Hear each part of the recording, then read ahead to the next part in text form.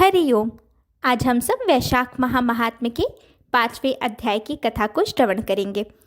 तो देवर्षि नारद कहते हैं कि हे राजन, यह वैशाख माह सभी महीनों में उत्तम क्यों है, इसे आप एकाग्रचित्त होकर सुने। तो जब कल्प के अंत में भगवान विष्णु इस समस्त सृष्टि को अपनी कोख में लेकर सो जाते हैं, तब उन्हें वेदों के मंत्रों के द्वारा जगाया गया।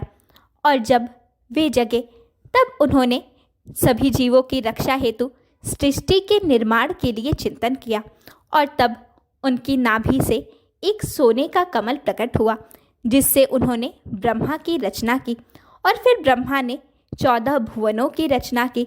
और फिर उन्हीं ब्रह्मा ने समस्त प्राणी समुदाय को रचा, जिनके भिन्न भिन्न कर्म और आश्रय थे।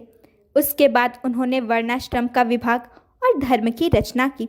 चारों वेद, तंत्र संहिता तथा स्मृतियों से, पुराणों और इतिहासों से भगवान विष्णु ने अपने आज्ञा रूपी धर्म की रक्षा के लिए इनके प्रवर्तक ऋषियों का निर्माण किया।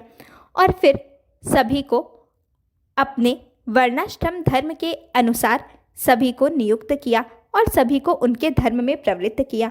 उसके बाद समस्त प्राणी भगवान विष्णु के ऊपर श्रद्धा करने लगे। भगवान विष्णु यह देखने के लिए कि उनकी सभी प्रजा अपने अपने धर्म का पालन कर रही है या नहीं, वह उनकी परीक्षा लेने के लिए प्रकट हुए। भगवान विष्णु को यह जानने की चिंता हुई कि वह कौन सा समय है जिसमें प्रजा सर्वश्रेष्ठ धर्मों को कर सकती है। ये प्रजा मेरे बनाए वर्षा काल में कष्ट उठाती है और कीचड़ इत्यादि उपद्रवों से पीड़ित होकर श्रेष्ठ कर्मों को नहीं करती। फिर भगवान विष्णु चिंतन करते हैं कि यदि शरद ऋतु बनी रहे तो शरद ऋतु में भी मेरी प्रजा कष्ट उठाती है, इसमें कोई प्रातःकाल उठना नहीं चाहता, अतः इनके कर्मों का लोप इस ऋतु में हो जाता है।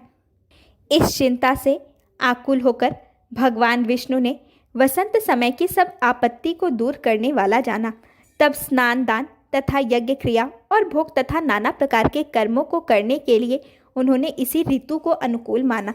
इसमें निश्चय करके उत्तम पदार्थ बिना कष्ट के प्राप्त होते हैं और किसी न किसी द्रव्य से शरीरधारियों का संतोष होता है। वही पदार्थ विष्णु के आश्रयभूत जीवों के धर्मों का साधन है। वसंत काल में सब पदार्थ प्राणियों को सुख देने वाले होते हैं। सभी दान के योग्य, कर्म के योग्य और भोग के योग्य होते हैं।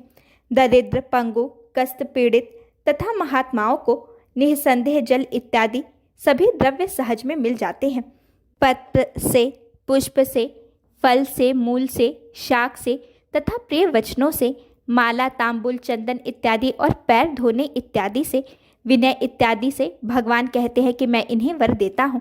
ऐसा कहते हुए और विचार करते हुए भगवान विष्णु माता लक्ष्मी के साथ प्रस्थान किए। उसके बाद उन्होंने सभी जंगलों और फूलों को देखते हुए सभी को पशु पक्षियों और बगीचों और विभिन्न प्रकार के स्थलों को देखा। भगवान विष्णु लक्ष्मी जी को दिखलाते हुए देवताओं से, मुनियों से, सिद्ध, गंधर्वों, किन्नरों तथा राक्षसों से स्तुति किए गए और वर्णाश्रम निवासियों के घरों में गए और मीन संक्रांति से लेकर कर्क की संक्रांति के अंत तक वहीं रहे। लक्ष्मी और देवताओं के साथ पुरुषों की करने और न करने योग्य पूजा को देखकर वहाँ धर्म करने वाले पुरुषों को इनके चाहने वाले मनोरथ दिए। उन्मत्त पुरुषों के आचरण इनका आयुष्य, धन इत्यादि हरण किया। जो वैशाख महीने में परमात्मा की पूजा करते हैं और भगवान की भी जो पूजा करते हैं, तो वह अन्य मासों में किए हुए कर्मों का नाश कर लेते हैं। अर्थात जो भी उनसे पूर्व में पाप इत्यादि हो गए हैं, तो उनके समस्त पाप इत्यादि का नाश हो जाता है। तो भगवान विष्णु कहते हैं कि वैशाख महीने में जो भी भगवान विष्णु की विधि पूर्वक पूजा अर्चना करता है, तो भगवान पूजा करने वालों को उनका मनोरथ देते हैं, अर्थात उनके सभी मनोकामनाओं को पूरा करते हैं। धर्म की रक्षा करने वाले श्रांगी, देवों के देव महाविष्णु का यह परीक्षा काल है। अतएव यह मास अवश्य सब महीनों में अति उत्तम है।